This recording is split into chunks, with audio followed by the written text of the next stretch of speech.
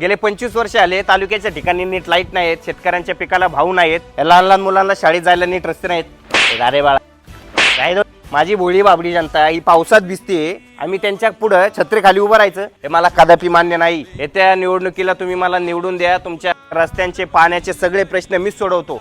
ए सरपंच, मागच्या वेळेस त्या गावात भाषण केलं तर ते तुम्हाला काहीच मतदान नाही झालं रे। तुम्हाला काम मागायला कशी येतो तेच बघतो मी। त्या गावातलं आहे ना पाणी आणि रस्तेच बंद करतो। त्याला पाऊस यायला लागला, अरे तुला लाज वाटते का? इकडे ती छत्री।